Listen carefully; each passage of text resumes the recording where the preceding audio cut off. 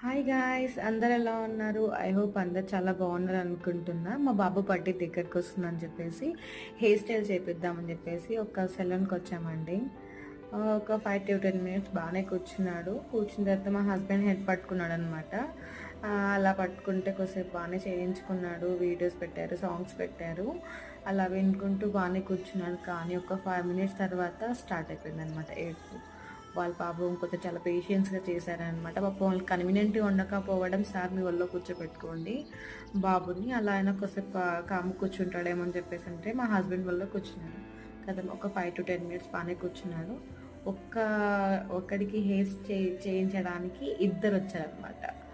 కానీ ఆ షాప్‌లో మామూలు అల్లరి కాదు. చాలా అల్లరి. ఏడుపుతోనే అసలందరికి భయపెట్టిచ్చాడు.